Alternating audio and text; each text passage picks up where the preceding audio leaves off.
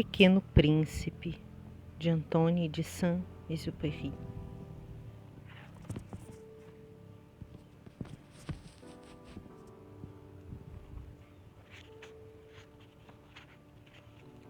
Certa vez, quando tinha 6 anos, vi num livro sobre a Floresta Virgem histórias vividas, uma impressionante gravura.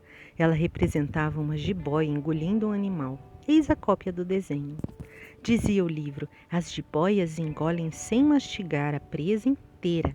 Em seguida, não podem mover-se e dormem 6 meses da digestão. Refleti muito sobre as aventuras da selva e fiz com lápis de cor o meu primeiro desenho, o meu desenho número 1, e ele era assim. Um desenho como se fosse uma cobra bem fininha e uma grande forma no centro, onde as linhas lembram um chapéu. Mostrei minha primeira obra-prima às pessoas grandes e perguntei se os meus desenhos lhe davam medo, se esse desenho lhe dava medo. Responderam-me: por que é que um chapéu daria medo? Meu desenho não representava um chapéu, representava uma jiboia digerindo um elefante. Desenhei então o interior da jiboia, a fim de que as pessoas grandes pudessem entender melhor. Desenhei então o interior da jiboia, a fim de que as pessoas grandes pudessem entender melhor. Elas têm sempre necessidade de explicações detalhadas, e o meu desenho número 2 era assim.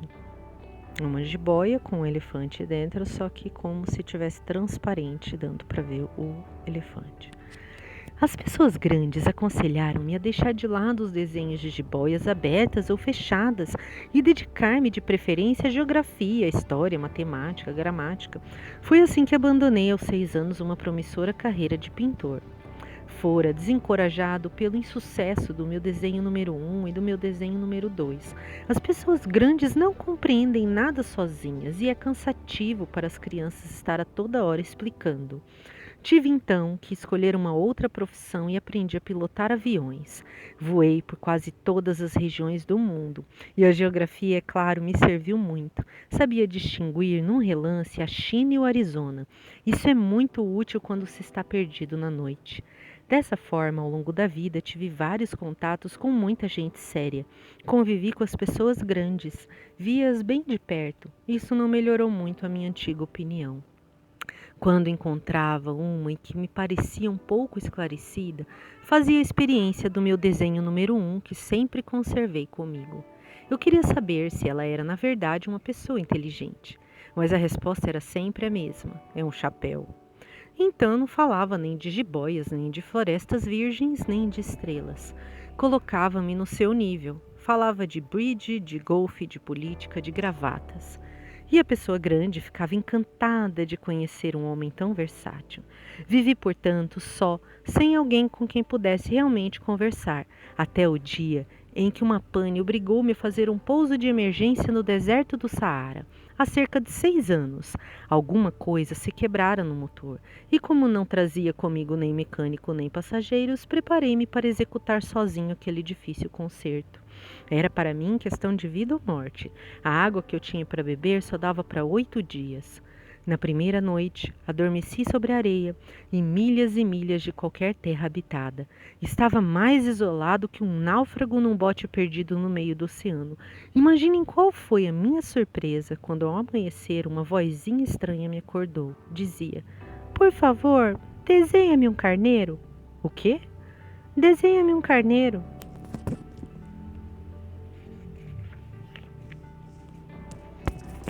Levantei-me num salto como se tivesse sido atingido por um raio.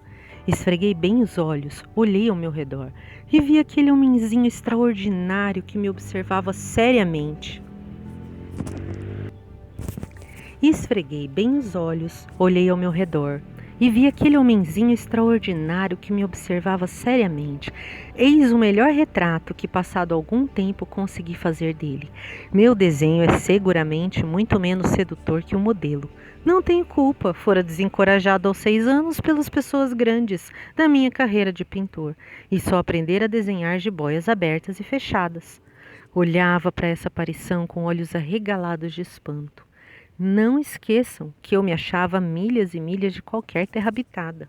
Ora, o meu pequeno visitante não me parecia nem perdido, nem morto de fome, nem morto de fadiga, de sede ou de medo. Não tinha absolutamente a aparência de uma criança perdida no deserto a milhas e milhas de qualquer região habitada. Quando consegui finalmente falar, perguntei-lhe: Mas que fazes aqui? E ele repetiu então lentamente, como se estivesse dizendo algo muito sério: Por favor, desenha-me um carneiro. Quando o mistério é impressionante demais, a gente não ousa desobedecer. Por mais absurdo que aquilo me parecesse a milhas e milhas de todos os lugares habitados, e em perigo de vida tirei do bolso uma folha de papel e uma caneta. Mas lembrei-me então que eu havia estudado principalmente geografia, história, matemática e gramática, e disse ao pequeno visitante, um pouco mal-humorado, que eu não sabia desenhar. Respondeu-me: Não tem importância, desenha-me um carneiro. Desenho do Pequeno Príncipe. Eis o melhor retrato que, passado algum tempo, consegui fazer dele. Menino de botas azuis, roupa branca e uma grande casaca verde e vermelha com brilhos dourados. Como jamais houvesse desenhado um carneiro, refiz para ele um dos 2 únicos desenhos que eu sabia, o da jiboia fechada. E fiquei surpreso de ouvir o garoto replicar: Não, não, eu não quero um elefante numa jiboia. A jiboia é perigosa e o elefante toma muito espaço. Tudo é pequeno onde eu moro. Preciso é de um carneiro. Desenha-me um carneiro. Então eu desenhei. Olhou atentamente e disse: Não, esse está muito doente. Desenha outro. Desenhei de novo. Meu amigo sorriu paciente. Bem, vês que isso não é um carneiro? É um bode, olha os chifres. Fiz mais uma vez o desenho, mas ele foi recusado como os anteriores. Esse aí é muito velho, quero um carneiro que viva há muito tempo. Então, perdendo a paciência, e como tinha pressa em demonstrar o motor, rabisquei o desenho ao lado. Em desmontar o motor, rabisquei o desenho ao lado. E arrisquei. Essa é a caixa. O carneiro que queres está aí dentro. E fiquei surpreso ao ver iluminar-se a face do meu pequeno juiz. Desenho de uma caixa com 3 furos abaixo. Era assim mesmo que eu queria. Será preciso muito capim para esse carneiro? Por quê? Porque é muito pequeno onde eu moro. Qualquer coisa chega. Eu te dei somente um carneiro. Inclinou a cabeça sobre o desenho. Não é tão pequeno assim. Olha, ele adormeceu. E foi assim que conheci um dia o Pequeno Príncipe. Levei algum tempo para entender de onde ele viera. O príncipezinho, que me fazia milhares de perguntas, parecia nunca escutar as minhas. Palavras pronunciadas ao acaso é que foram pouco a pouco revelando a sua história. Assim, quando viu pela primeira vez o meu avião, não vou desenhá-lo aqui, pois acho muito complicado, perguntou-me: que coisa é aquela? Não é uma coisa, aquilo voa, é um avião, o meu avião. Eu estava orgulhoso de lhe dizer que eu voava. Então ele perguntou-me assustado: Como? Tu caíste do céu? Sim, respondi humildemente.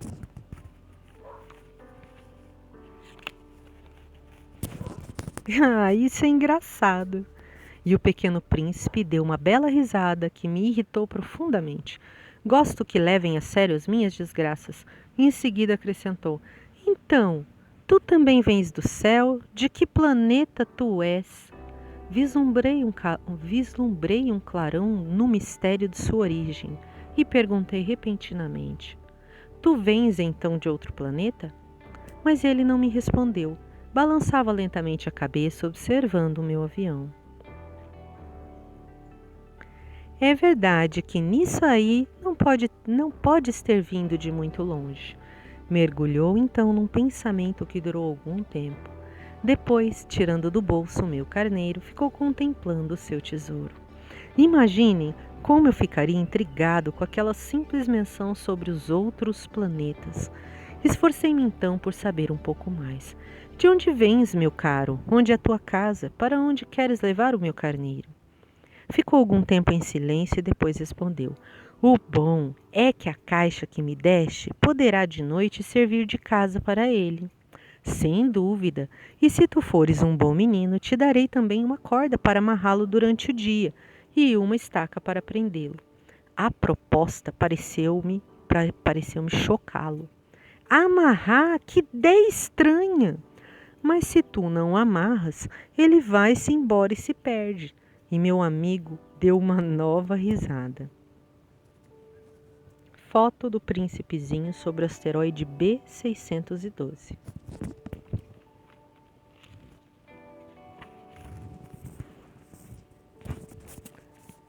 Mas onde queres que ele vá? Não sei, por aí, andando sempre em frente. Então o pequeno príncipe disse muito sério: Não faz mal, é tão pequeno onde moro. E depois, talvez com um pouco de melancolia, acrescentou ainda: Quando a gente anda sempre em frente, não pode ir muito longe. Eu aprendera assim uma segunda coisa importantíssima. O seu planeta de origem era pouco maior que uma casa. Para mim isso não era surpresa. Eu sabia que além dos grandes planetas, Terra, Júpiter, Marte ou Vênus, aos quais se deram nomes a centenas e centenas de outros, por vezes tão pequenos que mal se veem no telescópio.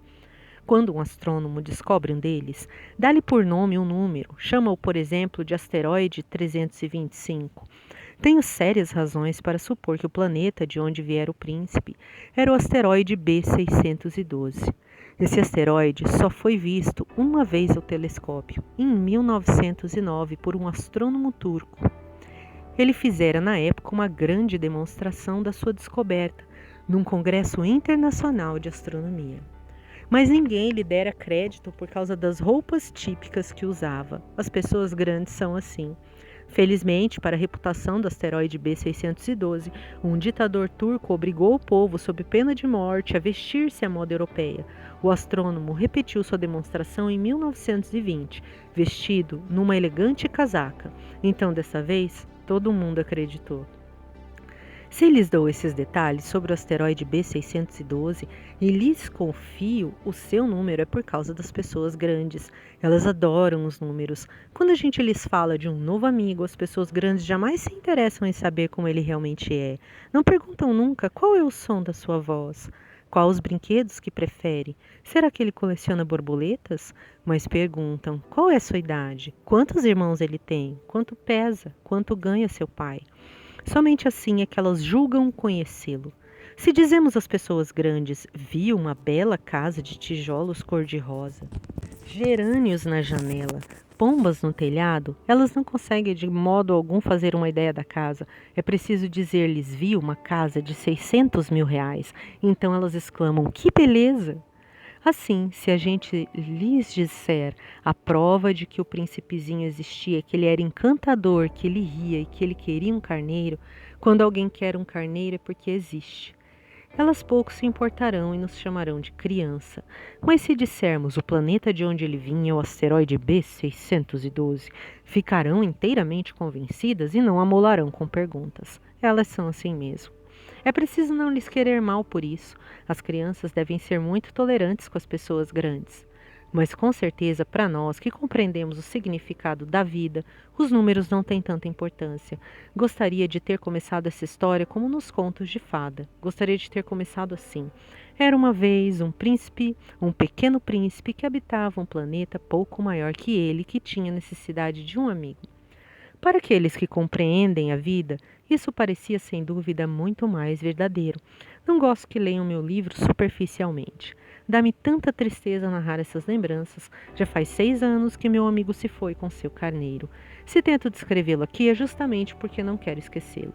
É triste esquecer um amigo. Nem todo mundo tem amigo. E eu corro o risco de ficar como as pessoas grandes que só se interessam por números. Foi por isso que comprei um estojo de aquarelas e alguns lápis. É difícil voltar a desenhar na minha idade, principalmente quando não se fez outra tentativa além das jiboias fechadas e abertas aos 6 anos. Experimentarei, é claro, fazer os retratos mais parecidos que puder. Mas não tenho muita certeza em conseguir. Um desenho parece passável, outro já é inteiramente diferente. Engano-me também no tamanho. Ora, O príncipezinho está muito grande, ora pequeno demais. Hesito também quanto à cor do seu traje, vou arriscando então, aqui e ali. Provavelmente esquecerei detalhes dos mais importantes, peço que me perdoem. Meu amigo nunca dava explicações. Julgava-me talvez semelhante a ele. Mas infelizmente, não sei ver carneiro através de caixa. Talvez eu seja um pouco como as pessoas grandes, devo ter envelhecido. A cada dia eu ficava sabendo mais alguma coisa do seu planeta, da partida, da viagem, mas isso devagarzinho, ao acaso das informações colhidas de suas observações. Foi assim que vim a conhecer no terceiro dia o drama dos baobás. Dessa vez ainda foi graças ao carneiro, pois de repente o pequeno príncipe me perguntou como se tivesse um sério problema. É verdade que os carneiros comem arbustos? Sim, é verdade. Ai, que bom! Não entendi imediatamente porque era tão importante que os carneiros comessem arbustos, mas o pequeno príncipe acrescentou. Portanto, eles comem também os baobás.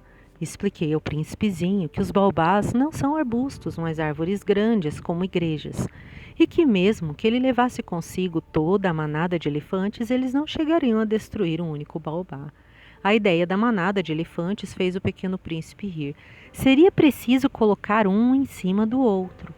Mas sabiamente observou em seguida: os baobás, antes de crescer, são pequenos. É verdade. Por que tu desejas que os carneiros comam os baobás pequenos? Bem, vejamos, respondeu-me como se tratasse de algo óbvio. E foi-me necessário um grande esforço para decifrar sozinho esse problema. De fato, no planeta do Pequeno Príncipe havia, como em todos os outros planetas, ervas boas e más. Consequentemente, sementes boas de ervas boas, sementes más de ervas más. Mas as sementes são invisíveis. Elas dormem nas entranhas da terra até que uma cisme de despertar. Então ela se espreguiça e lança timidamente-se para o sol, um inofensivo galinho. Se é de roseiro, rabanete, podemos deixar que cresça à vontade, mas quando percebemos que se trata de uma planta ruim, é preciso que arranquemos imediatamente. Ora, havia sementes terríveis no planeta do Pequeno Príncipe e as sementes de baobá. O solo do planeta estava infestado, e quando não se descobre que aquela plantinha é um baobá, nunca mais a gente consegue se livrar dele, pois suas raízes penetram o planeta todo, atravancando-o. E se o planeta é pequeno e os baobás numerosos, o planeta acaba rachando.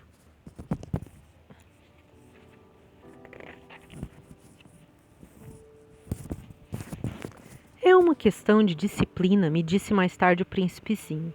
Quando a gente acaba a toalete da manhã, comece a fazer com cuidado a toalete do planeta.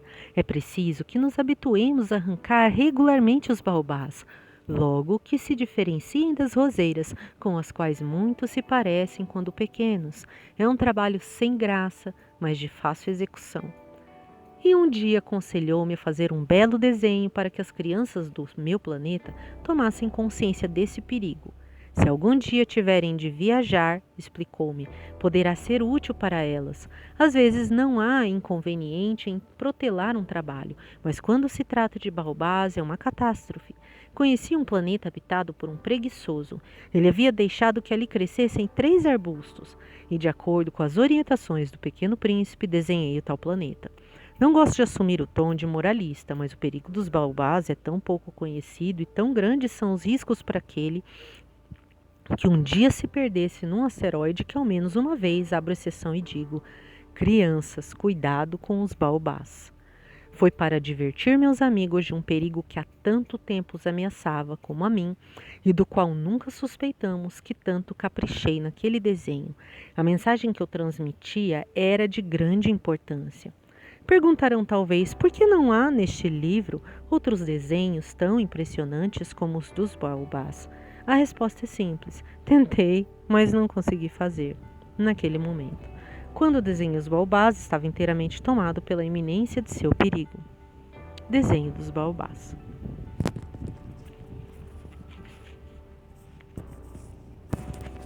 Ah, pequeno príncipe, assim eu comecei a compreender pouco a pouco os segredos da tua triste vidinha. Durante muito tempo, não tiveste outra distração a não ser a doçura do pôr do sol. Aprendi esse novo detalhe quando me disseste na manhã do quarto dia: gosto muito de pôr do sol. Vamos ver um? Mas é preciso esperar. Esperar o quê? Esperar que o sol se ponha. Tu fizeste um ar de surpresa e logo depois riste de ti mesmo. Disseste-me: eu sempre imagino estar em casa.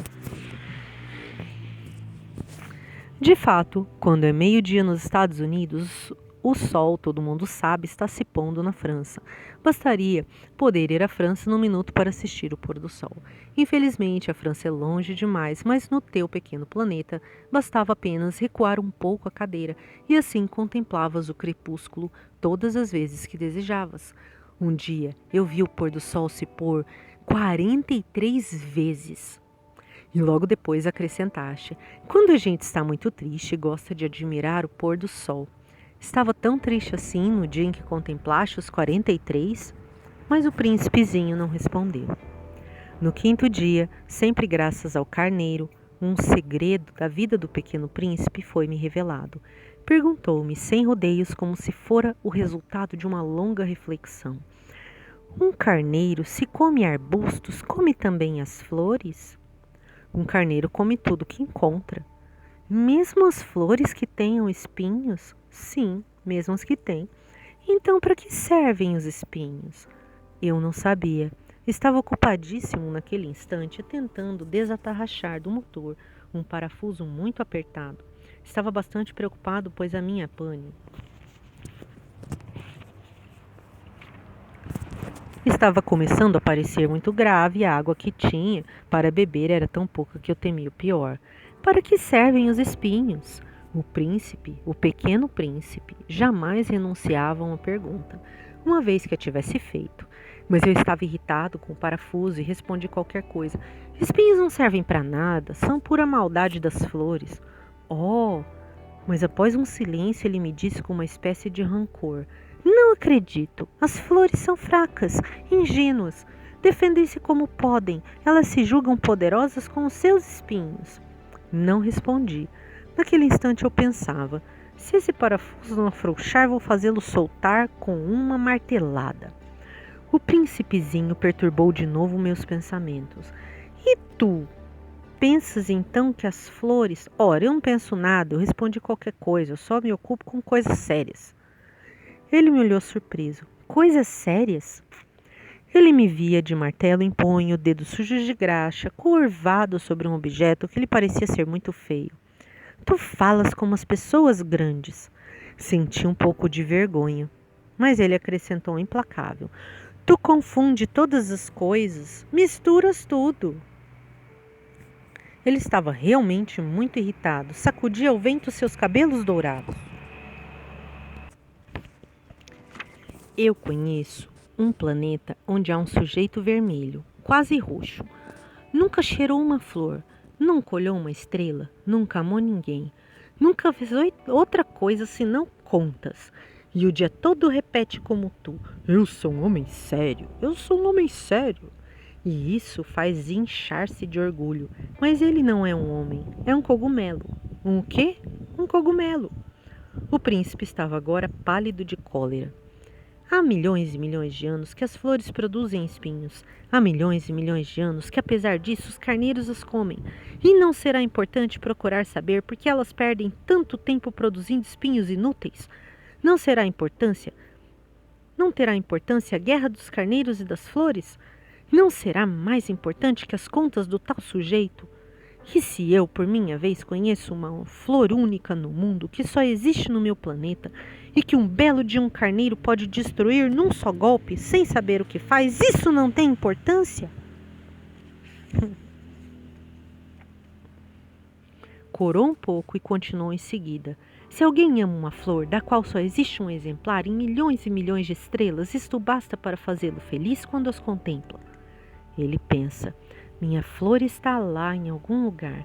Mas se o carneiro come a flor, é para ele como se todas as estrelas repentinamente se apagassem. Isso não tem importância?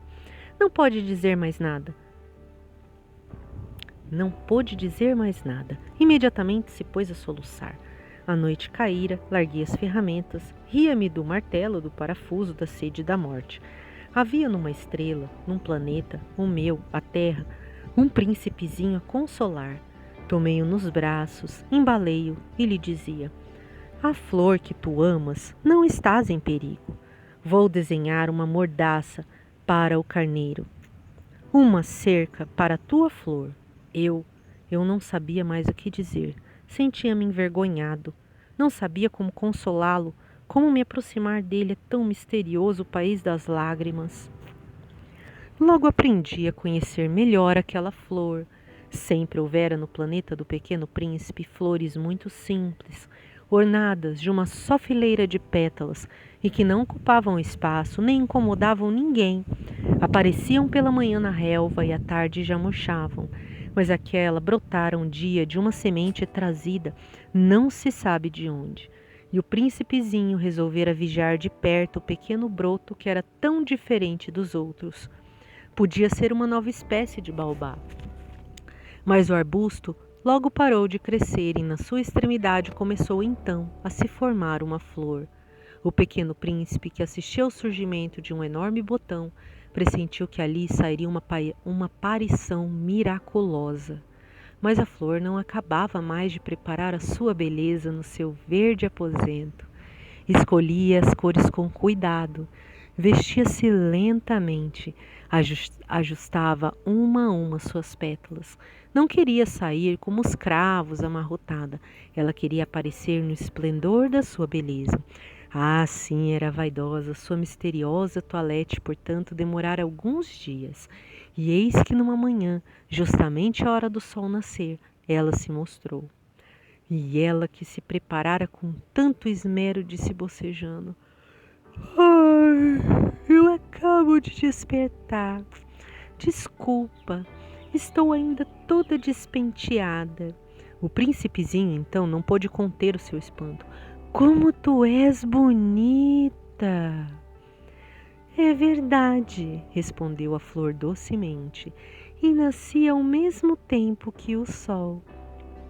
O pequeno príncipe percebeu logo que a flor não era modesta, mas ela era tão envolvente. Creio que é hora do café da manhã, acrescentou ela. Tu poderias cuidar de mim. E o príncipezinho, atordoado, tendo ido buscar um regador com água fresca, aguou a flor. Assim, ela logo começou a atormentá-lo com sua doentia vaidade. Um dia, por exemplo, falando dos seus 4 espinhos, dissera ao pequeno príncipe: ai, os tigres, eles podem aparecer com suas garras. Não há tigres no meu planeta, retrucara o príncipezinho. Além disso, tigres não comem ervas. Não sou uma erva, respondera a flor suavemente. Perdoa-me, não tenho receio dos tigres, mas tenho horror das correntes de ar. Não terias por acaso um paravento? O horror das correntes de ar, isso não é bom para uma planta. Observar o pequeno príncipe, é bem complicada essa flor. À noite me colocara sob uma redoma de vidro.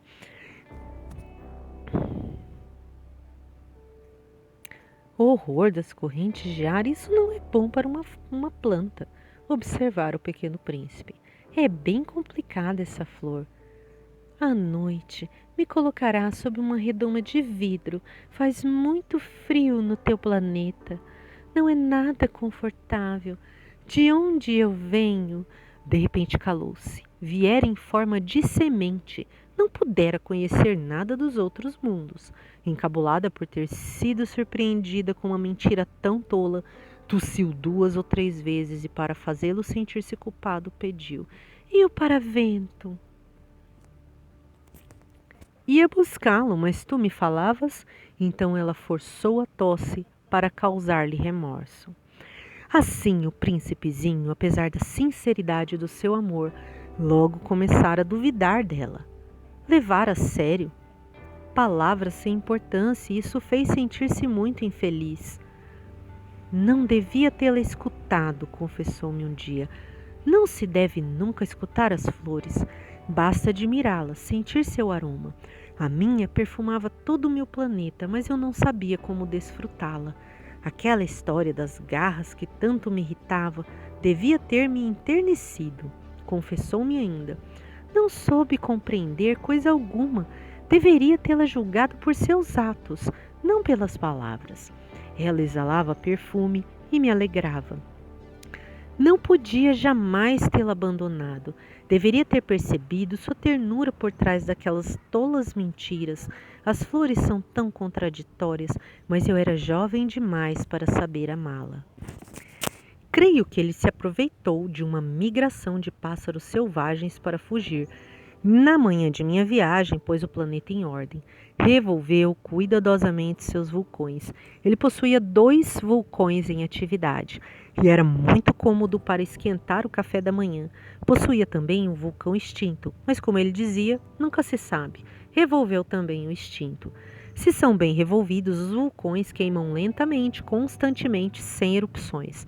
As erupções vulcânicas são como fagulhas de lareira. Aqui na Terra, nós somos muito pequenos para revolver os vulcões, por isso é que eles nos causam tanto dano.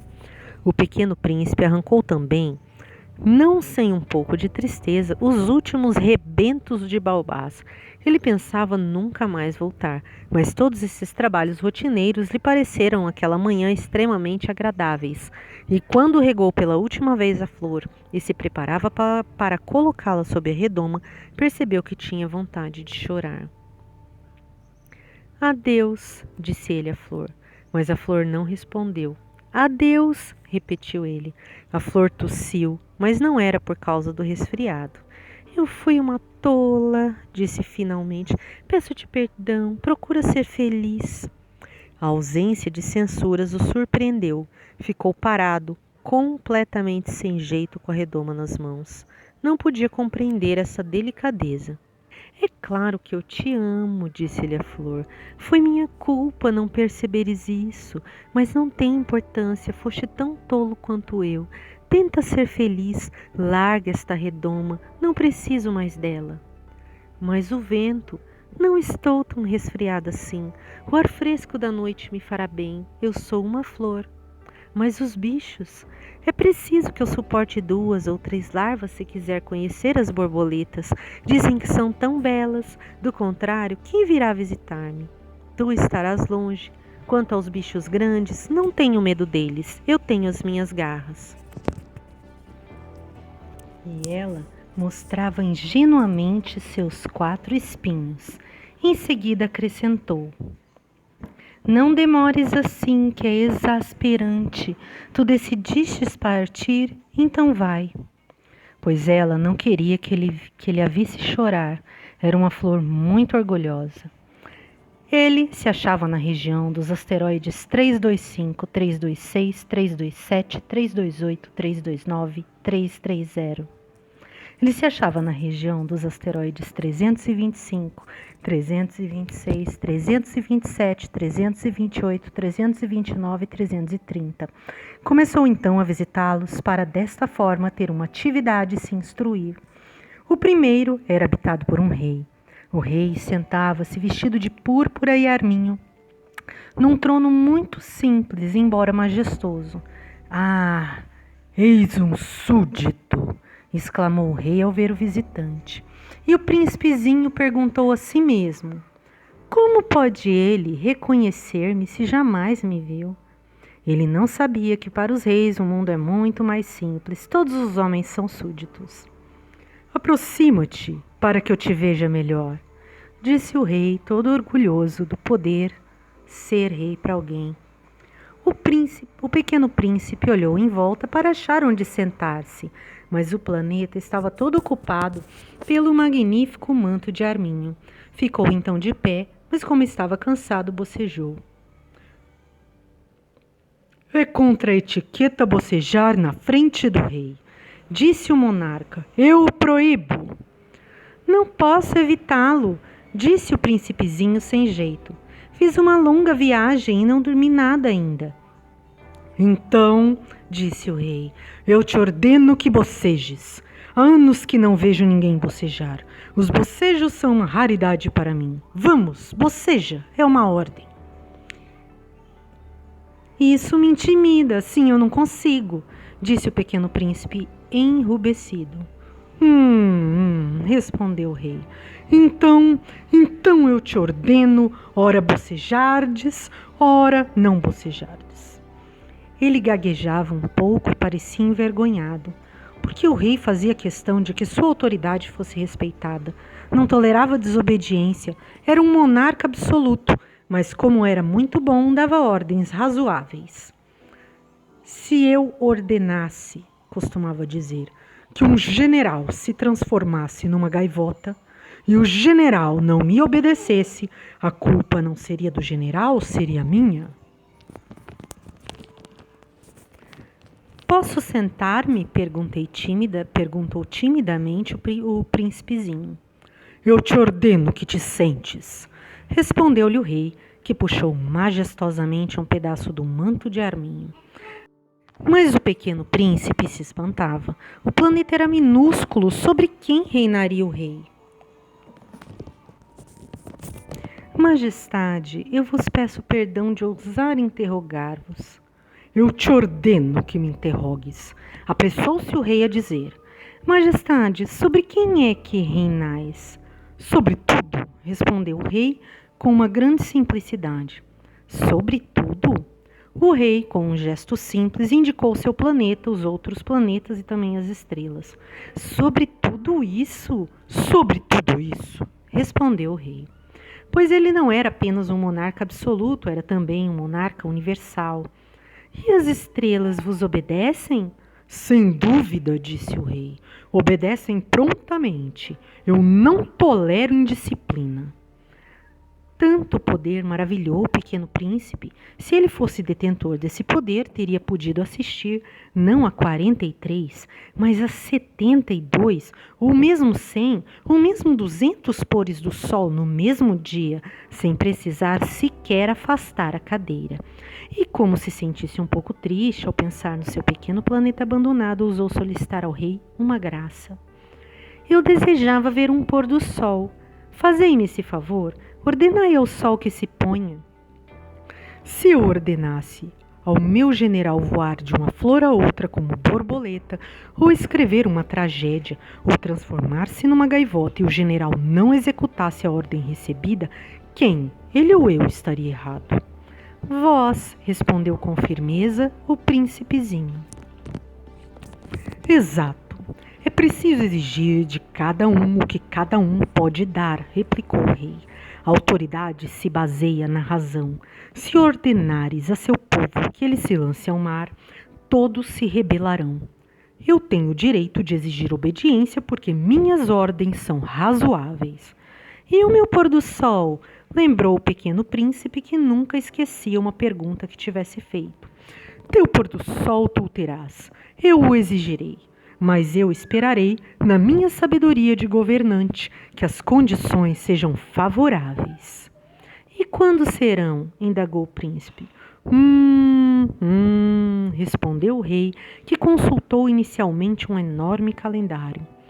Será lá por volta de 7h40 esta noite, e tu verás como sou bem obedecido. O príncipezinho bocejou, sentia falta de seu pôr do sol e depois já estava começando a se aborrecer. Não tenho mais nada que fazer aqui, disse ao rei. Vou prosseguir a minha viagem. Não partas, retrucou o rei, que estava orgulhoso de ter um súdito. Não partas, eu te faço ministro. Ministro de quê? Da justiça? Mas não há ninguém para julgar. Nunca se sabe, disse o rei. Ainda não dei a volta no meu reino, estou muito velho, não tenho espaço para uma carruagem, e andar cansa-me muito.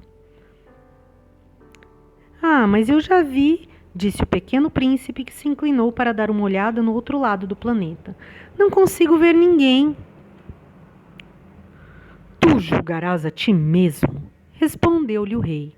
É o mais difícil. É bem mais difícil julgar a si mesmo que julgar os outros.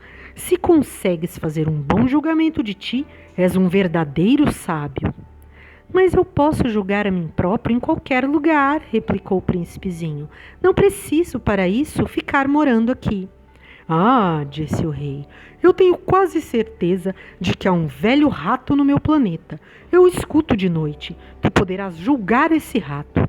Tu o condenarás à morte de vez em quando, assim a vida dele dependerá da tua justiça.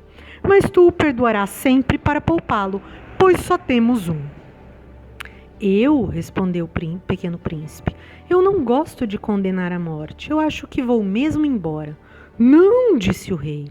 Mas o príncipezinho, tendo terminado os preparativos, não quis afligir o velho monarca. Se Vossa Majestade deseja ser prontamente obedecido, poderás dar-me uma ordem razoável. Poderia ordenar-me, por exemplo, que partisse em menos de 1 minuto. Parece-me que as condições são favoráveis. Como o rei não disse nada, o príncipe hesitou um pouco, depois suspirou e partiu. Eu te faço meu embaixador, apressou-se o rei em gritar. Tinha um ar de grande autoridade. As pessoas grandes são muito esquisitas, pensava o pequeno príncipe durante a viagem. Ah, segundo planeta era habitado por um vaidoso. Um admirador vem visitar-me, exclamou a distância o vaidoso, mal avistar o príncipezinho. Porque para os vaidosos, os outros homens são seus admiradores. Bom dia, disse o pequeno príncipe. Tu tens um chapéu engraçado. É para agradecer, exclamou o vaidoso, para agradecer quando me aclamam. Infelizmente não passa ninguém por aqui. Ah, é? Disse o pequeno príncipe sem compreender. Bate tuas mãos uma na outra, sugeriu o vaidoso. O príncipezinho bateu as mãos uma na outra. O vaidoso agradeceu majestosamente, erguendo o chapéu. Ah, isso é mais divertido que a visita do rei, disse para si próprio, e recomeçou a bater as mãos uma na outra. O vaidoso tornou a agradecer, tirando o chapéu. Após 5 minutos de exercício, o príncipezinho cansou-se com a monotonia daquele jogo. E para o chapéu cair, perguntou ele, que é preciso fazer? Mas o vaidoso não ouviu. Os vaidosos só ouvem os elogios. Não é verdade que tu me admiras muito? Perguntou ele ao pequeno príncipe. Que quer dizer admirar? Admirar significa reconhecer que eu sou o homem mais belo, mais bem vestido, mais rico, mais inteligente de todo o planeta. Mas só tu moras no teu planeta. Dá-me esse prazer, admira-me assim mesmo. Dá-me esse prazer, admira-me assim mesmo. Eu te admiro, disse o príncipezinho, dando de ombros. Mas de que te serve isso? E o pequeno príncipe foi-se embora. As pessoas grandes são de fato muito estranhas, pensou ele, continuando sua viagem. O planeta seguinte era habitado por um bêbado. Esta visita foi muito curta, mas deixou o príncipezinho mergulhado numa profunda tristeza. Que fazes aí? Perguntou ele ao bêbado, que se encontrava silenciosamente acomodado diante de inúmeras garrafas vazias e diversas garrafas cheias. Eu bebo, respondeu o bêbado com ar triste. Por que é que bebes? Perguntou-lhe o pequeno príncipe. Para esquecer, respondeu o beberrão. Esquecer o quê? Indagou o príncipezinho, que já começava a sentir pena dele. Esquecer que eu tenho vergonha, confessou o bêbado, baixando a cabeça. Vergonha de quê? Perguntou o príncipe, que desejava socorrê-lo. Vergonha de beber, concluiu o beberrão, encerrando-se definitivamente no seu silêncio. E o pequeno príncipe foi-se embora perplexo. As pessoas grandes são decididamente estranhas, muito estranhas, dizia para si mesmo durante a viagem. O quarto planeta era o do empresário. Estava tão ocupado que não levantou sequer a cabeça à chegada do pequeno príncipe. Bom dia, disse-lhe este. O teu cigarro está apagado. 3 e 2 são 5, 5 e 7, 12, 12 e 3, 15, bom dia, 15 e 7, 22, 22 e 6, 28, não tenho tempo para acendê-lo de novo, 26 e 5, 31, são 501.622.731. 500 milhões de quê? Hã? Ah, ainda estás aí? 501 milhões de... Eu nem sei mais. Tenho tanto trabalho, sou um sujeito sério. Não me preocupo com futilidades. 2 e 5, 7. 500 milhões de quê? Repetiu o príncipezinho, que nunca na vida renunciara a uma pergunta uma vez que a tivesse feito. O empresário levantou a cabeça. Há 54 anos habito este planeta e só fui incomodado 3 vezes. A primeira vez foi há 22 anos por um besouro que veio que não sei de onde. Fazia um barulho terrível e cometi 4 erros de soma. A segunda foi há 11 anos, quando tive uma crise de reumatismo por falta de exercício. Não tenho tempo para passear. Sou um sujeito sério. A terceira é esta. Eu dizia, portanto, 501 milhões. Milhões de quê? O empresário compreendeu que não havia chance de ter paz. Milhões dessas coisinhas que se veem às vezes no céu. Moscas? Não, essas coisinhas que brilham. Vagalumes? Também não, essas coisinhas douradas que fazem sonhar os preguiçosos. Mas eu sou uma pessoa séria, não tenho tempo para divagações.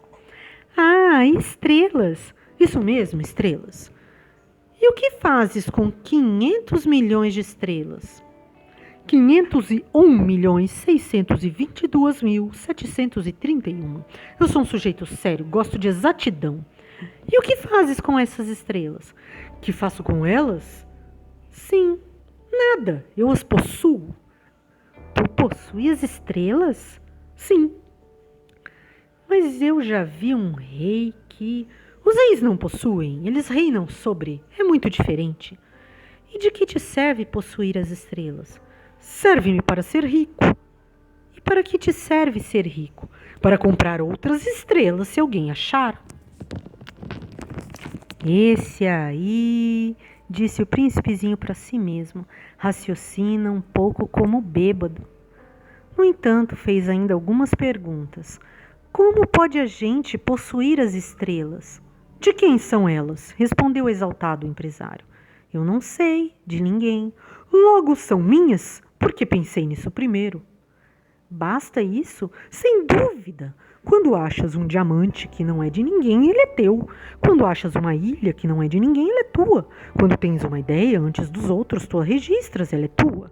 Portanto, eu possuo as estrelas, pois ninguém antes de mim teve a ideia de as possuir. Isso é verdade, disse o pequeno príncipe. E que fazes tu com elas? Eu as administro, eu as conto e reconto, disse o empresário. É complicado, mas eu sou um homem sério. O príncipezinho ainda não estava satisfeito. Eu, se possuo um lenço de seda, posso amarrá-lo em volta de meu pescoço e levá-lo comigo. Se possuo uma flor, posso colhê-la e levá-la comigo. Mas tu não podes levar as estrelas. Não, mas posso colocá-las no banco. Que queres dizer isso? Isso quer dizer que eu escrevo num pedaço de papel o número de estrelas que possuo. Depois tranco o papel, a chave numa gaveta. Só isso? Isso basta.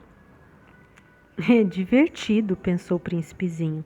É bastante poético, mas sem nenhuma utilidade.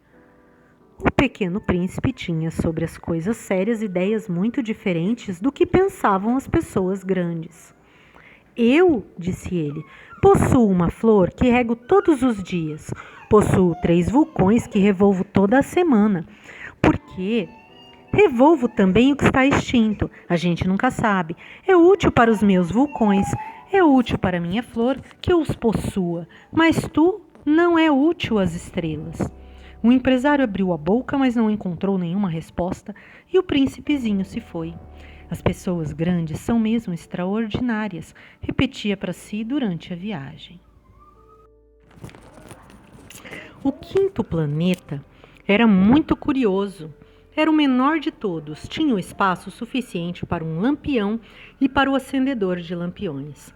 O pequeno príncipe não conseguia entender para que serviam no céu, num planeta sem casa e sem gente, um lampião e o acendedor de lampiões. No entanto, disse consigo mesmo, talvez esse homem seja mesmo um tolo.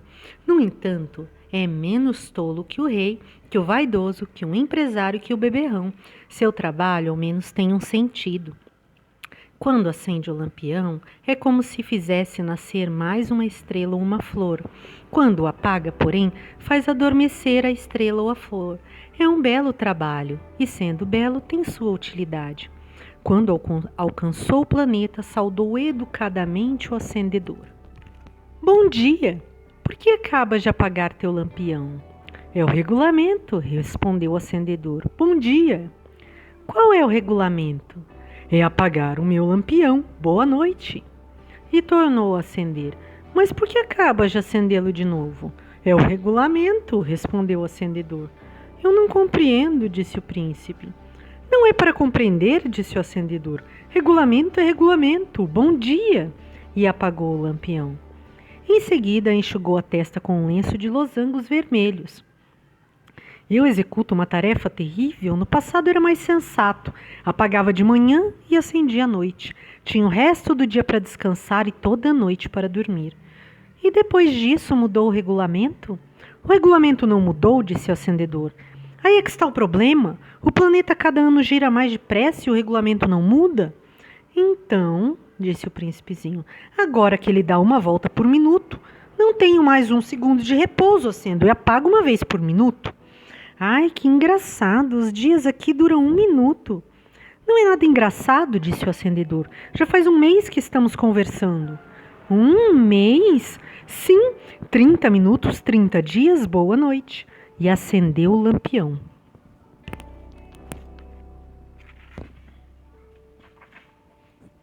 O pequeno príncipe respeitou e gostou daquele acendedor tão fiel ao regulamento.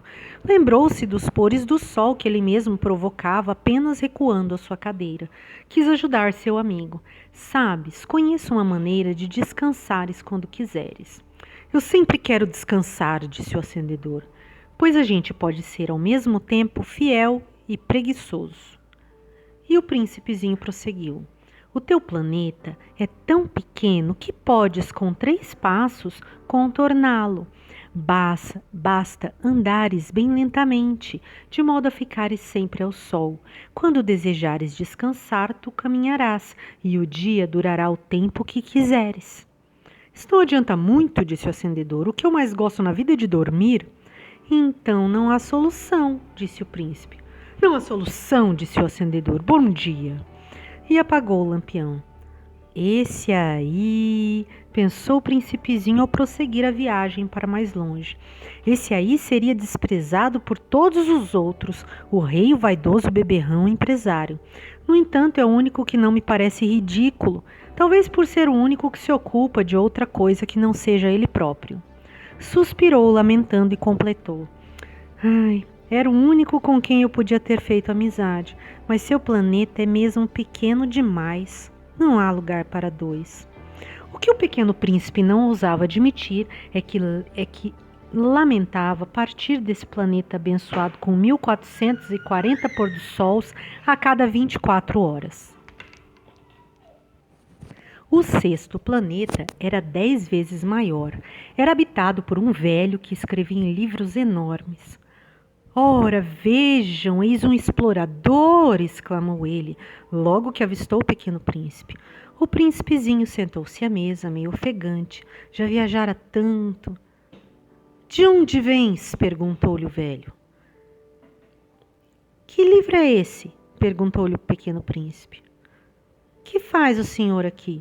Sou geógrafo, respondeu o velho. Que é um geógrafo? Perguntou o príncipezinho. É um especialista que sabe onde se encontram os mares, os rios, as cidades, as montanhas, os desertos. Isso é bem interessante, disse o pequeno príncipe. Eis afinal uma verdadeira profissão. E lançou um olhar ao seu redor, no planeta do geógrafo. Nunca havia visto planeta tão grandioso. O seu planeta é muito bonito. Há oceanos nele? Não sei te dizer, disse o geógrafo. Ah, o príncipezinho estava decepcionado. E montanhas? Não sei te dizer, disse o geógrafo. E cidades, e rios, e desertos? Também não sei te dizer, disse o geógrafo pela 3ª vez. Mas o senhor é geógrafo.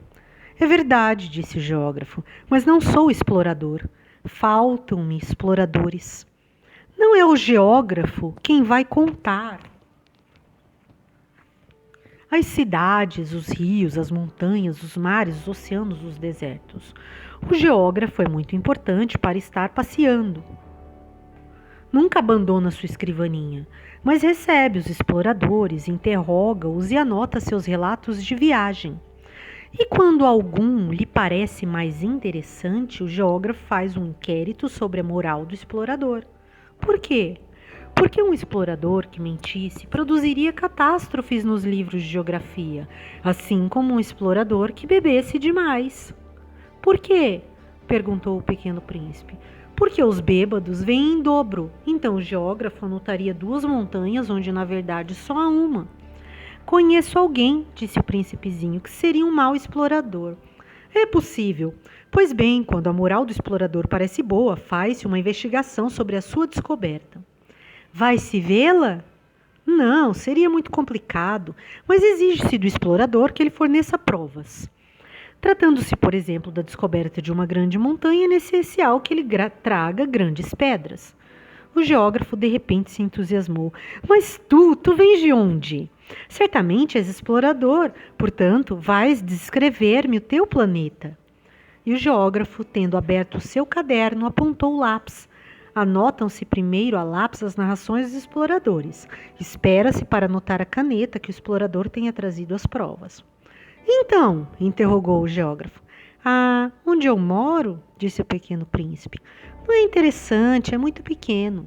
Eu tenho 3 vulcões, 2 vulcões em atividade e um vulcão extinto. A gente nunca sabe.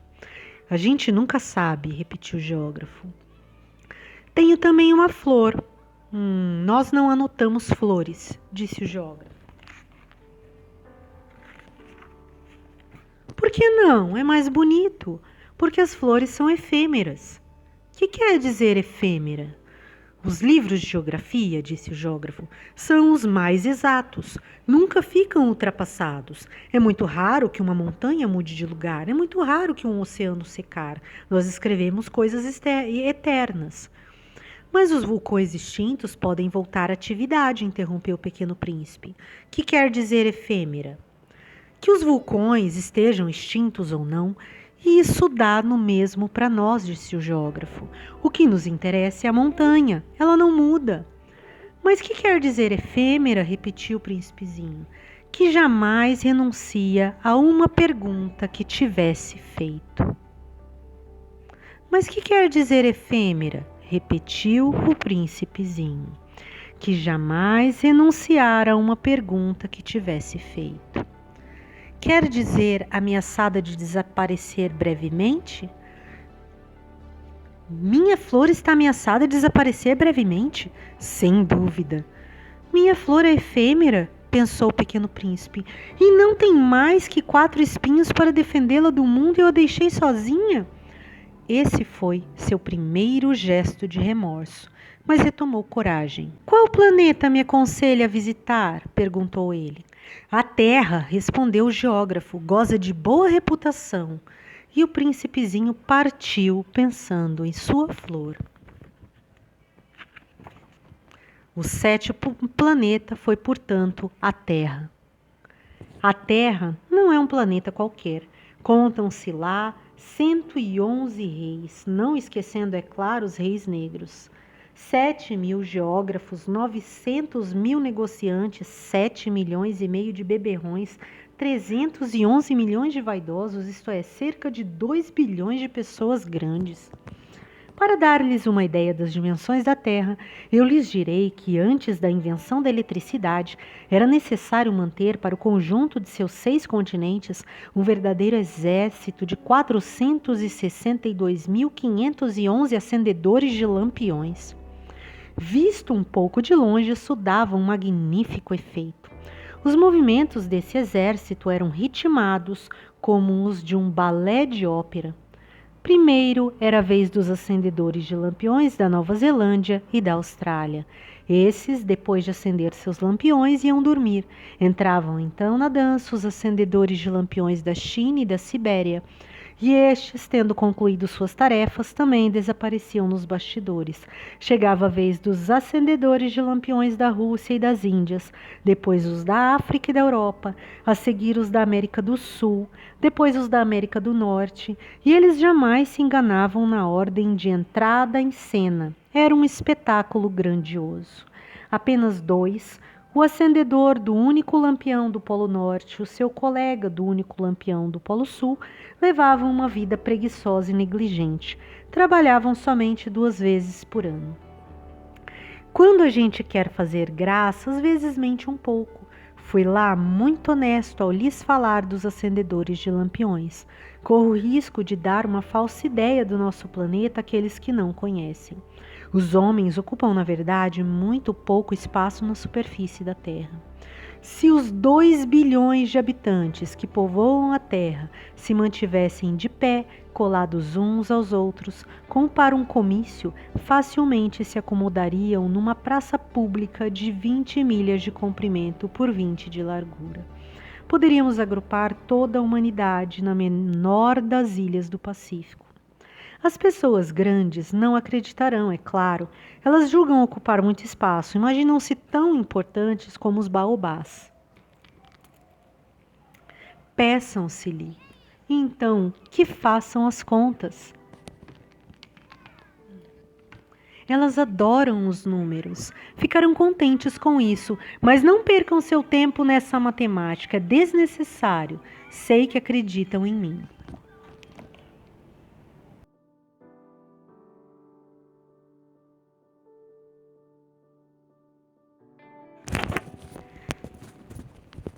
Quando a gente quer fazer graça, às vezes a gente mente um pouco. Não fui lá muito honesto ao lhes falar dos acendedores de lampiões. Corro o risco de dar uma falsa ideia do nosso planeta àqueles que não conhecem. Os homens ocupam, na verdade, muito pouco espaço na superfície da Terra. Se os 2 bilhões de habitantes que povoam a Terra se mantivessem de pé, colados uns aos outros como para um comício, facilmente se acomodariam numa praça pública de 20 milhas de comprimento por 20 de largura. Poderíamos agrupar toda a humanidade na menor das ilhas do Pacífico. As pessoas grandes não acreditarão, é claro. Elas julgam ocupar muito espaço. Imaginam-se tão importantes como os baobás. Peçam-lhes então que façam as contas. Elas adoram os números, ficarão contentes com isso. Mas não percam seu tempo nessa matemática. É desnecessário. Sei que acreditam em mim. O pequeno príncipe, uma vez na terra, ficou muito surpreso de não ver ninguém. Já receava ter se enganado de planeta, quando um anel cor de lua remexeu na areia. Boa noite, disse o príncipezinho. Boa noite, respondeu a serpente. Em que planeta me encontro? Perguntou o príncipe. Na Terra, na África, respondeu a serpente.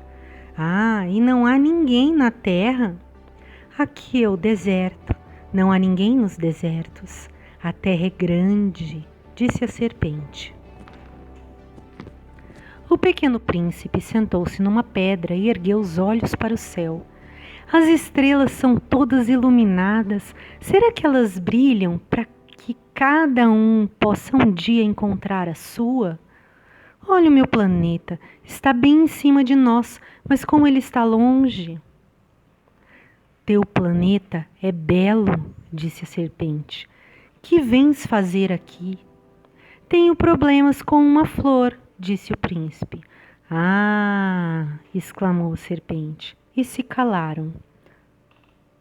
Onde estão os homens? Tornou a perguntar o príncipezinho. A gente se sente um pouco só no deserto. Entre os homens, a gente também se sente só, disse a serpente. O pequeno príncipe olhou-a por longo tempo. Tu és um bichinho engraçado, disse ele, fino como um dedo. Mas sou mais poderosa do que o dedo de um rei, disse a serpente. O príncipezinho sorriu. Tu não és tão poderosa assim. Não tens nem patas. Não podes sequer viajar. Eu posso levar-te mais longe que um navio, disse a serpente. Ela enrolou-se no tornozelo do pequeno príncipe como se fosse um bracelete de ouro. Aquele que eu toco, eu o devolvo à terra de onde veio, continuou a serpente. Mas tu és puro e vem de uma estrela.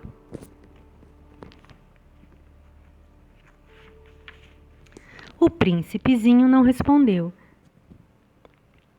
Tenho pena de ti, tão fraco, nessa terra de granito.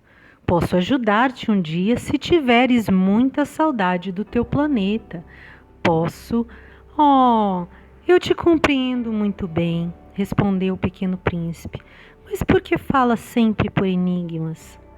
Eu os resolvo todos, disse a serpente. E calaram-se os dois. O pequeno príncipe atravessou o deserto e encontrou apenas uma flor de 3 pétalas, uma florzinha insignificante. Bom dia, disse o príncipe. Bom dia, disse a flor. Onde estão os homens? Perguntou ele educadamente. A flor um dia vira passar uma caravana.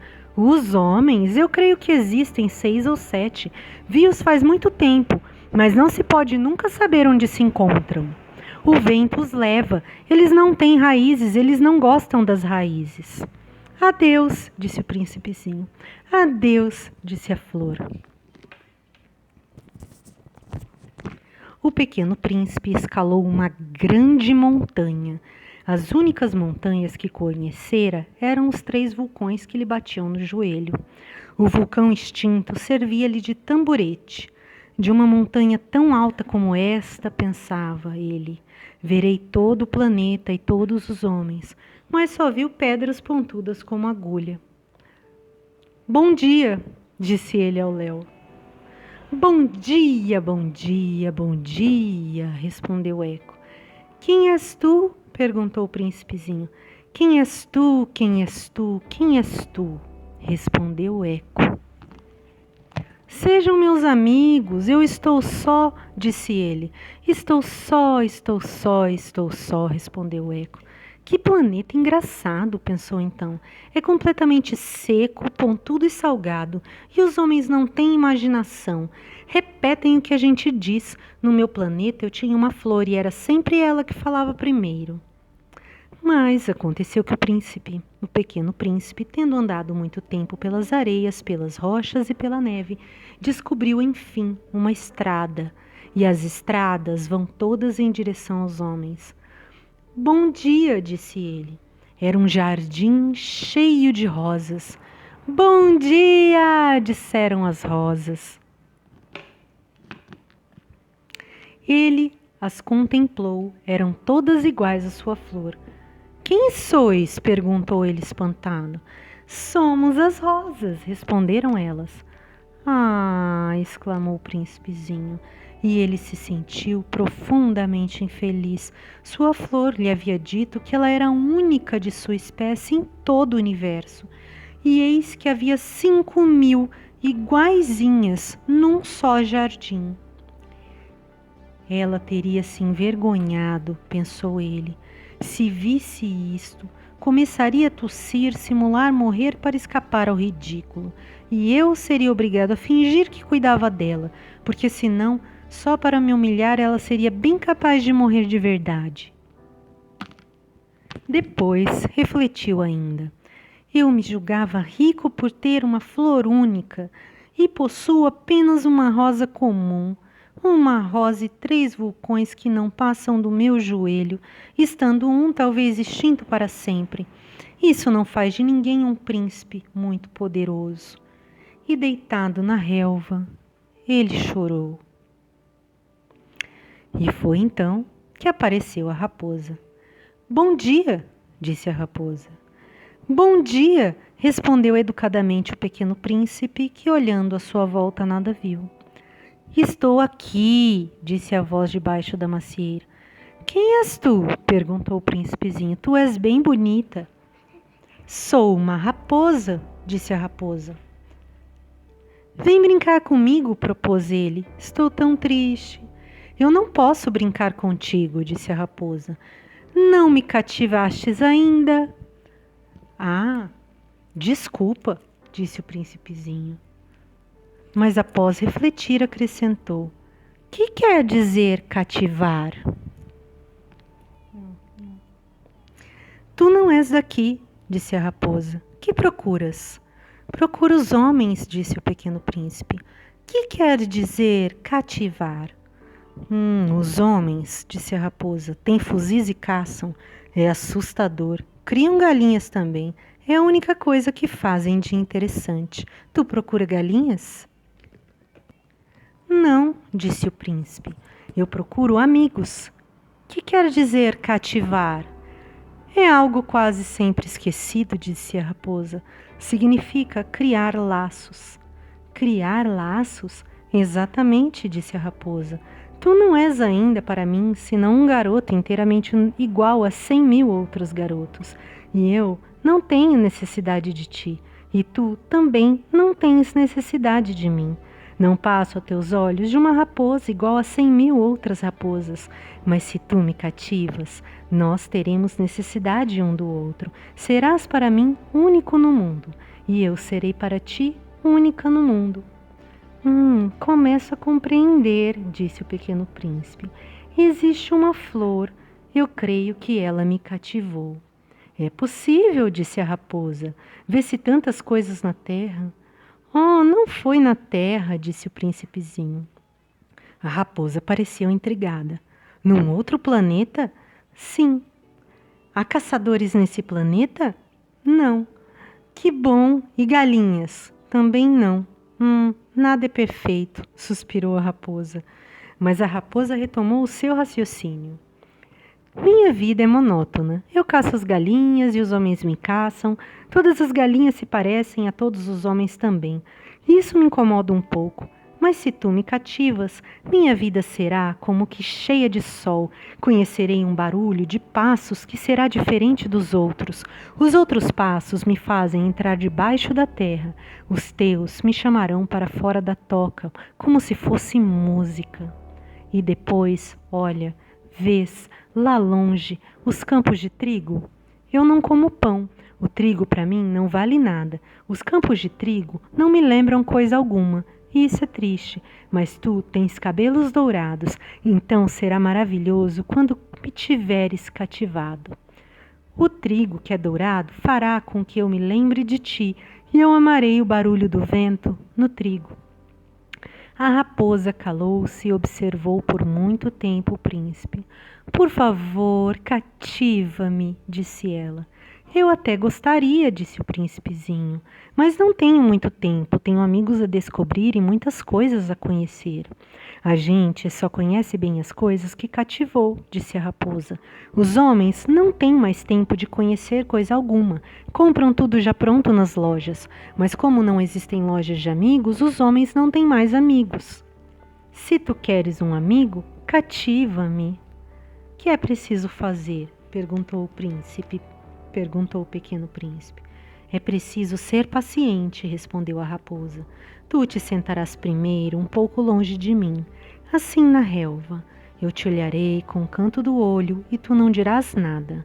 A linguagem é uma fonte de mal-entendidos, mas cada dia te sentirás um pouco mais perto. No dia seguinte o príncipe voltou. Teria sido melhor se voltasses à mesma hora, disse a raposa. Se tu vens, por exemplo, às 4 da tarde, desde as 3 eu começarei a ser feliz. Quanto mais a hora for chegando, mais eu me sentirei feliz. Às 4 horas, então, estarei inquieta e agitada. Descobrirei o preço da felicidade.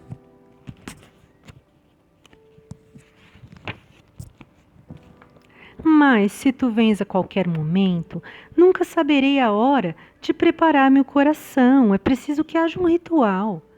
Que é um ritual? Perguntou o príncipezinho. É uma coisa muito esquecida também, disse a raposa. É o que faz com que um dia seja diferente dos outros dias, uma hora das outras horas. Os meus caçadores, por exemplo, adoram um ritual. Dançam na quinta-feira com as moças da aldeia. A quinta-feira, então, um dia maravilhoso. Vou passear até a vinha. Se os caçadores dançassem qualquer dia, os dias seriam todos iguais e eu nunca teria férias. Assim, o pequeno príncipe cativou a raposa. Mas quando chegou a hora da partida, a raposa disse: Ah, eu vou chorar. A culpa é tua, disse o príncipezinho. Eu não queria te fazer mal, mas tu quisestes que eu te cativasse. Quis, diz a raposa. Mas tu vais chorar, disse ele. Vou, disse a raposa. Então não terás ganho nada. Terei sim, disse a raposa, por causa da cor do trigo. Depois ela acrescentou: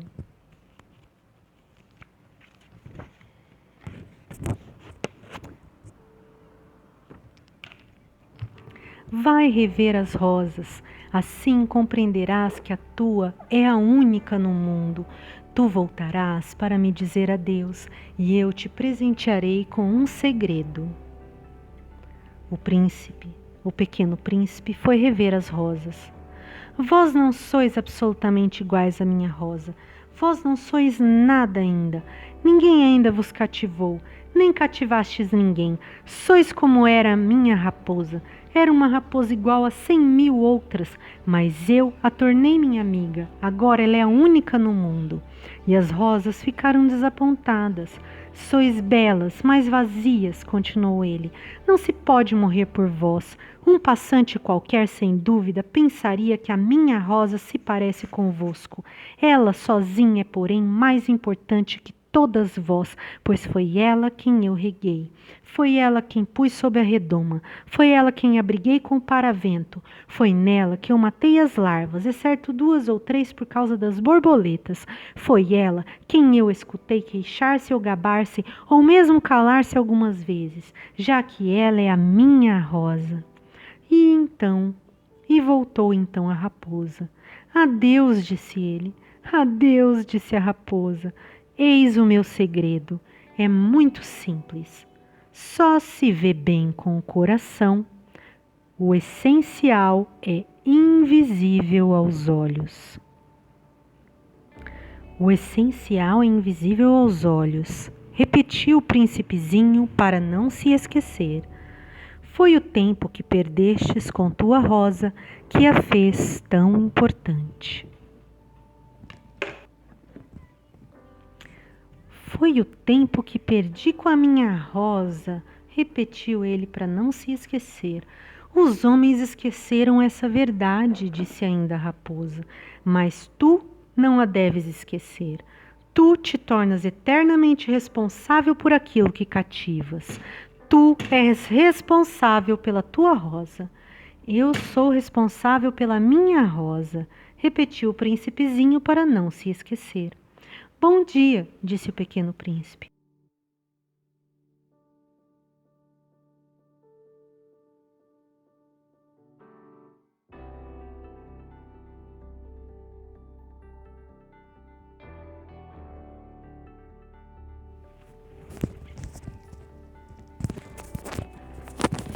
Bom dia, disse o pequeno príncipe. Bom dia, respondeu o manobreiro. Que fazes aqui? Perguntou-lhe o príncipezinho. Eu separo os passageiros em blocos de 1000, disse o manobreiro. Despacho os trens que os carregam, ora para a direita, ora para a esquerda. E um trem iluminado, roncando como um trovão, fez tremer a cabine do manobreiro. Eles estão com muita pressa, disse o pequeno príncipe. O que é que estão procurando? Nem o homem da locomotiva sabe, disse o manobreiro. E apitou, vindo em sentido inverso, um outro trem iluminado. Já estão de volta? Perguntou o pequeno príncipe. Não são os mesmos, disse o manobreiro. É uma troca. Não estavam contentes onde estavam?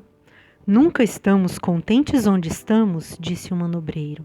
E o apito de um terceiro trem iluminado soou. Estão correndo atrás dos primeiros viajantes? Perguntou o pequeno príncipe. Não correm atrás de nada, disse o manobreiro. Estão dormindo lá dentro ou bocejando. Apenas as crianças apertam seus narizes contra as vidraças. Só as crianças sabem o que procuram, disse o pequeno príncipezinho. perdem tempo com uma boneca de pano e a boneca se torna muito importante e choram quando ela lhes é tomada. Elas são felizes, disse o manobreiro. Bom dia, disse o pequeno príncipe. Bom dia, disse o vendedor. Era um vendedor de pílulas especiais que saciavam a sede. Toma-se uma por semana e não é mais preciso beber. Por que vendes isso? Perguntou o príncipezinho. É uma grande economia de tempo, disse o vendedor. Os peritos calcularam. A gente ganha 53 minutos por semana. E o que faz com esses 53 minutos? O que a gente quiser. Eu, pensou o pequeno príncipe, se tivesse 53 minutos para gastar, iria caminhando calmamente em direção a uma fonte. Estávamos no 8º dia de minha pane no deserto, justamente quando bebi a última gota de minha reserva de água. Foi que ouvi a história do vendedor. Ah, disse eu ao pequeno príncipe, são bem bonitas as tuas lembranças, mas eu não consertei ainda meu avião, não tenho mais nada para beber e eu também seria feliz se pudesse ir caminhando calmamente em direção a uma fonte. Minha amiga raposa me disse, meu caro, não se trata mais da raposa. Por quê? Porque vamos morrer de sede. Ele não compreendeu meu raciocínio e respondeu: é bom ter tido um amigo, mesmo se a gente vai morrer. Eu estou muito contente de ter tido uma raposa como amiga. Ele não pode avaliar o perigo, pensei. Não tem nunca fome ou sede, um raio de sol lhe basta. Mas ele me olhou e respondeu ao meu pensamento. Tenho sede também. Procuremos um poço. Eu fiz um gesto de desânimo. É absurdo procurar um poço ao acaso na imensidão do deserto. No entanto, pusemo-nos a caminho. Já tínhamos andado horas em silêncio quando a noite caiu e as estrelas começaram a brilhar. Eu as apreciava como num sonho, porque a sede me tornara febril. As palavras do pequeno príncipe ressoavam na minha memória. Tu tens sede também? Perguntei-lhe, mas ele não respondeu à minha pergunta. Disse apenas, a água pode também ser boa para o coração. Não entendi sua resposta e me calei. Eu bem sabia que não adiantava interrogá-lo. Ele estava cansado, sentou-se, sentei-me junto dele. E após uma pausa ele ainda disse, as estrelas são belas por causa de uma flor que não se pode ver. Eu respondi, é verdade, e mantendo-me em silêncio, fechei os olhos nas ondulações da areia iluminada pela lua. O deserto é belo, acrescentou. E era verdade, eu sempre amei o deserto. A gente se senta numa duna de areia, não vê nada, não escuta nada. De repente, alguma coisa irradia no silêncio.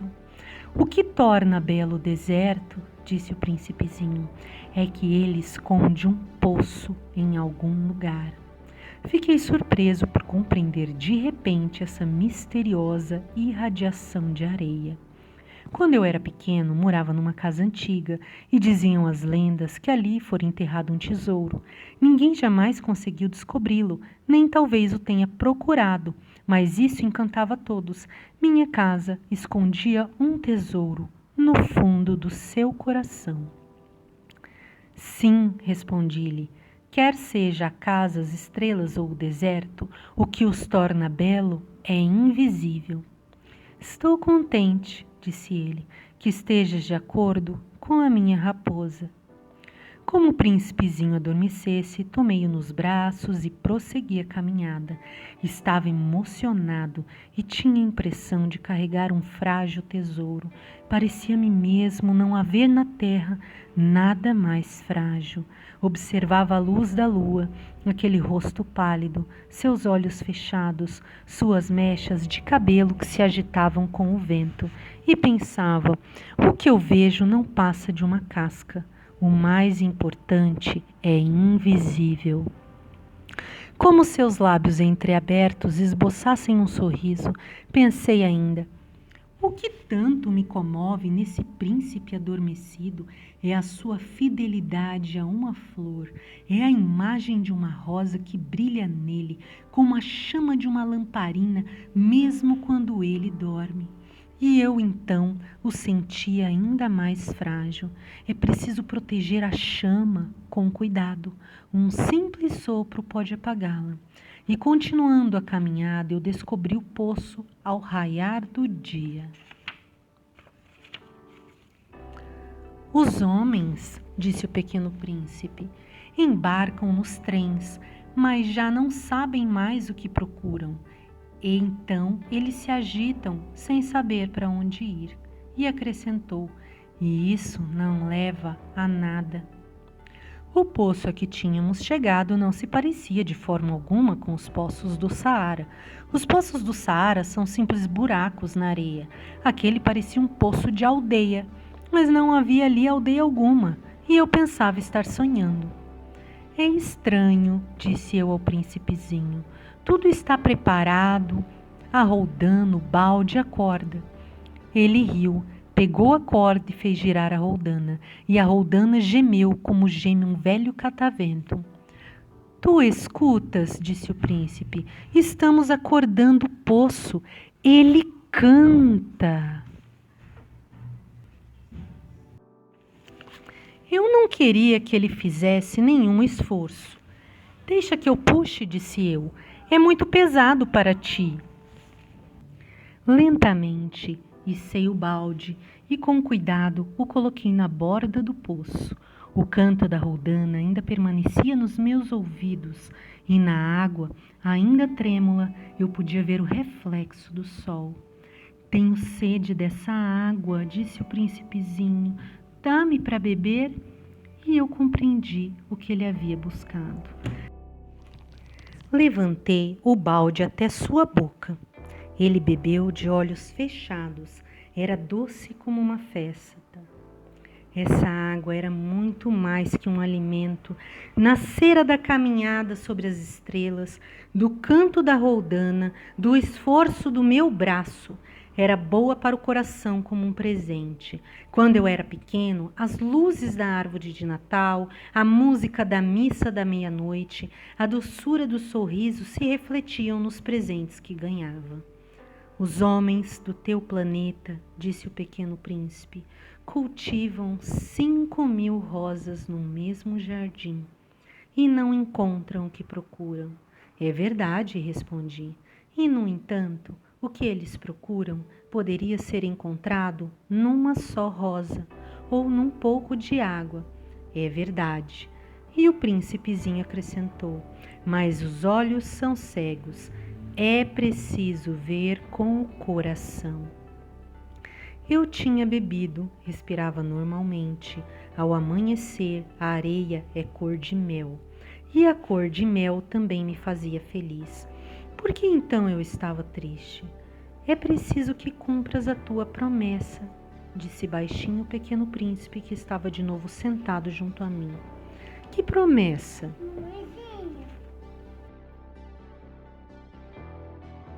Tu sabes, a mordaça do meu carneiro. Eu sou responsável por aquela flor. Tirei do bolso os meus esboços de desenho. O príncipezinho os viu e disse rindo: teus baobás mais parecem repolhos. Oh, eu que caprichara tanto nos meus baobás. Tua raposa, as orelhas dela parecem chifres e são compridas demais. Ele riu outra vez. Tu és injusto, meu caro. Eu só sabia desenhar jiboias abertas e fechadas.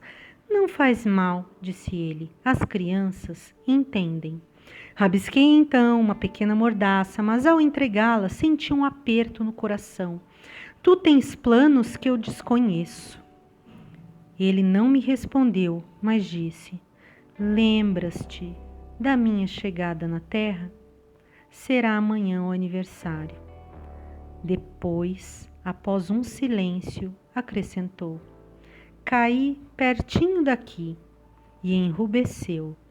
E de novo, sem compreender por que eu senti uma estranha tristeza. Entretanto, ocorreu-me perguntar: Então, não foi por acaso que vagavas sozinho quando te encontrei há 8 dias e a milhas e milhas de qualquer região habitada? Estavas retornando ao local onde chegastes?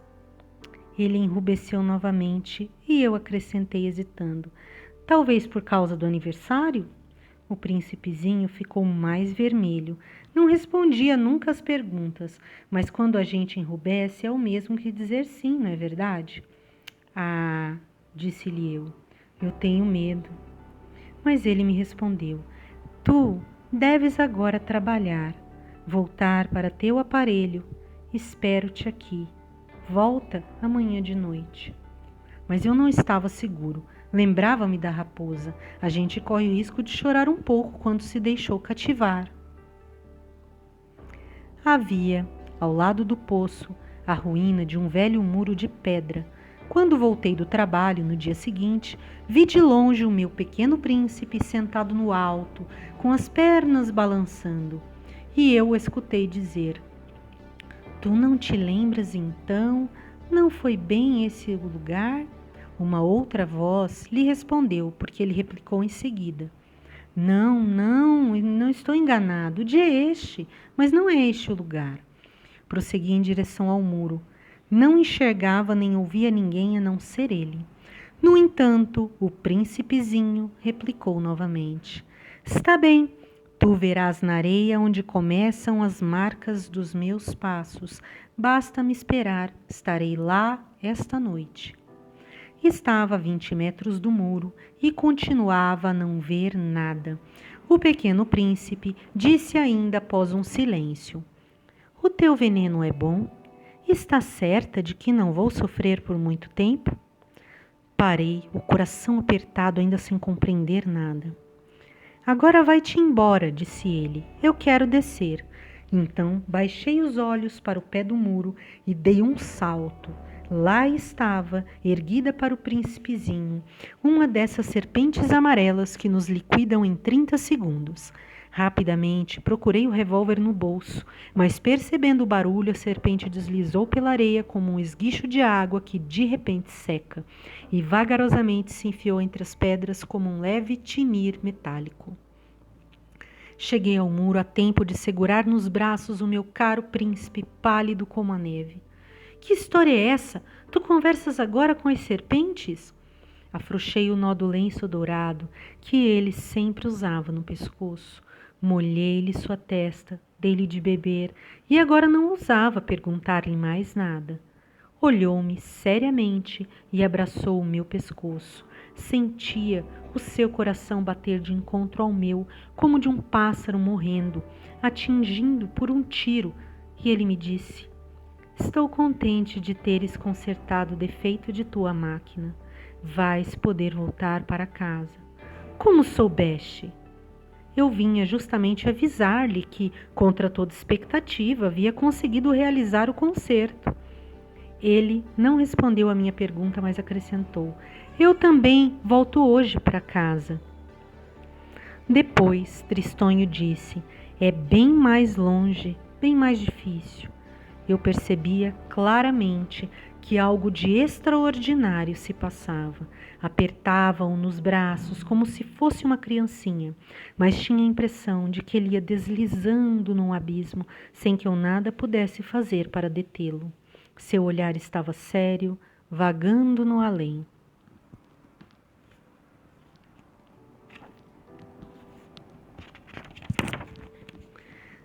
Tenho o teu carneiro, e a caixa para o carneiro, e a mordaça. E ele sorriu com tristeza. Esperei muito tempo, sentia que seu corpo aos poucos se reaquecia. Meu caro, tu tiveste medo. É claro que tivera, mas ele sorriu docemente. Terei mais medo ainda esta noite. O sentimento de irremediável me fez gelar de novo, e eu compreendi que não poderia suportar a ideia de nunca mais escutar esse sorriso. Ele era para mim como uma fonte no deserto.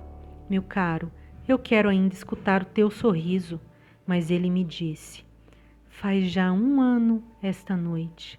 Minha estrela estará exatamente sobre o lugar onde cheguei no ano passado. Meu caro, essa história de serpente, de encontro marcado, de estrela, não passa de um pesadelo, não é mesmo? Mas ele não respondeu à minha pergunta e disse: o que é importante não se vê. Sim, eu sei. É com a flor. É como com a flor. Se tu amas uma flor que se acha numa estrela, é bom de noite olhar o céu. Todas as estrelas estão floridas. É verdade. É como a água, aquela que me destes para beber. Parecia música, por causa da roldana e da corda. Lembra-te como era boa? Sim, lembro-me. À noite, tu olharás as estrelas. Aquela onde moro é muito pequena para que eu possa te mostrar. É melhor assim. Minha estrela será para ti qualquer uma das estrelas. Assim, gostarás de olhar para todas elas. Serão todas tuas amigas e também eu te darei um presente. Ele riu outra vez. Ah, meu caro, meu querido amigo, como eu gosto de ouvir esse sorriso. Pois é, ele, o meu presente, será como a água. Que queres dizer? As pessoas veem estrelas de maneira diferente. Para aqueles que viajam, as estrelas são guias. Para outros, elas não passam de pequenas luzes. Para os sábios, elas são problema. Para o empresário, eram ouro. Mas todas essas estrelas se calam. Tu, porém, terás estrelas como ninguém nunca as teve. Que queres dizer? Quando olhares o céu de noite, eu estarei habitando uma delas, e de lá estarei rindo. Então será para ti como se todas as estrelas rissem. Desta forma, tu e somente tu terás estrelas que sabem rir. E ele riu mais uma vez. E quando estiveres consolado, a gente sempre se consola, tu ficarás contente por me teres conhecido. Tu serás sempre meu amigo, terás vontade de rir comigo e às vezes abrirás tua janela apenas pelo simples prazer. E teus amigos ficarão espantados de ver-te rir, olhando o céu. Tu explicarás então: sim, as estrelas, elas sempre me fazem rir. E eles te julgarão louco. Será como uma peça que te prego.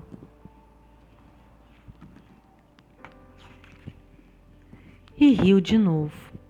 Será como se eu te houvesse dado, em vez de estrelas, montes de pequenos guizos que sabem rir.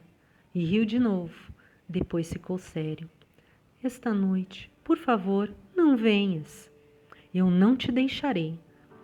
Eu parecerei estar sofrendo, parecerei estar morrendo. É assim, não venhas ver, não vale a pena.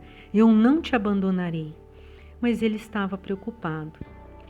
Se eu te peço isso, é também por causa da serpente. As serpentes são más, podem morder apenas por prazer. Eu não te abandonarei. Mais uma coisa o tranquilizou. É verdade que elas não têm veneno para uma segunda mordida. Naquela noite, não o vi partir. Saiu sem fazer barulho.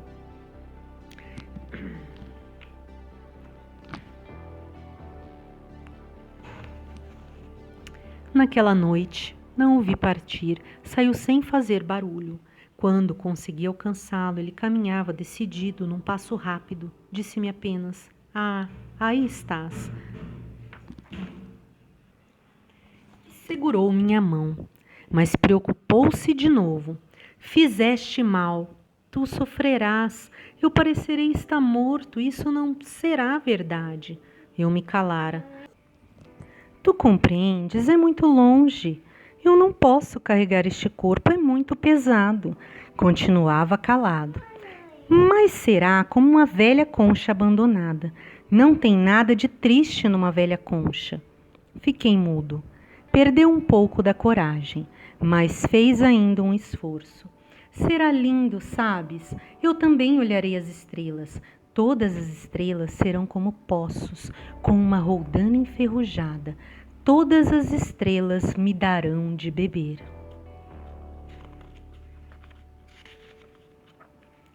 Eu continuava mudo. Será tão divertido. Tu terás 500 milhões de guizos e eu terei 500 milhões de fontes. E ele também se calou porque estava chorando.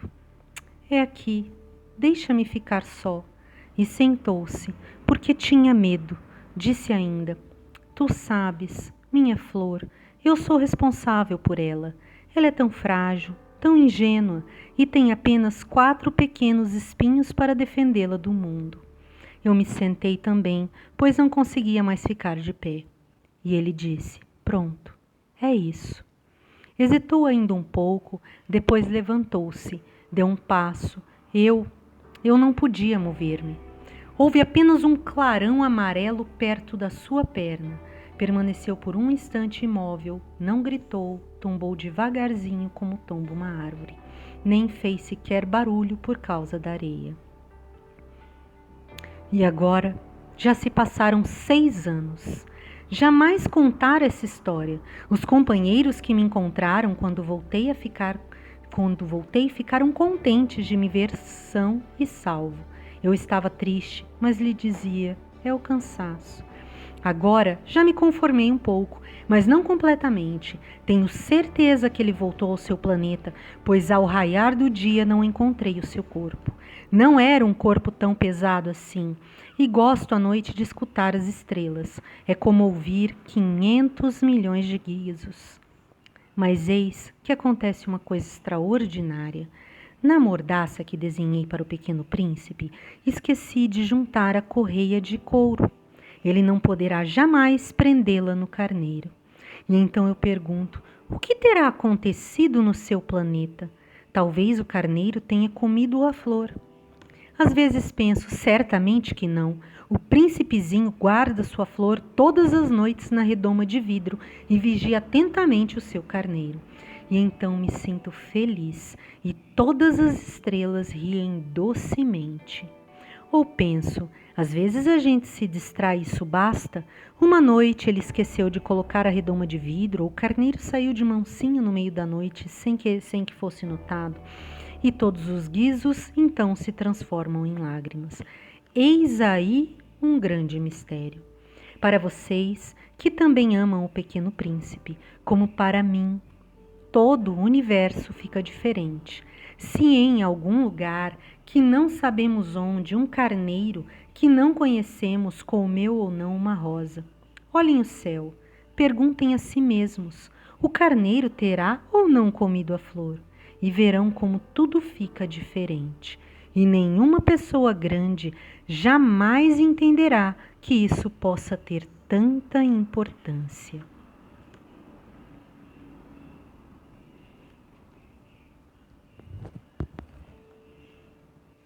Aparece então um desenho com dunas limpas e uma estrela no céu. Essa é para mim a mais bela e a mais triste paisagem do mundo. É a mesma da página anterior, mas desenhei-a de novo para mostrá-la bem. Foi aqui que o Pequeno Príncipe apareceu na terra e depois desapareceu. Olhem atentamente esta paisagem para que estejam certos de reconhecê-la se um dia viajarem para a África através do deserto. E se passarem por ali, eu lhes peço que não tenham pressa e esperem um pouco bem debaixo da estrela. Se de repente um menino vem ao encontro de vocês, se ele ri, se tem cabelos dourados, se não responde quando é perguntado, adivinharão quem ele é. Façam-me então um favor, não me deixem tão triste. Escrevam-me depressa, dizendo que ele voltou.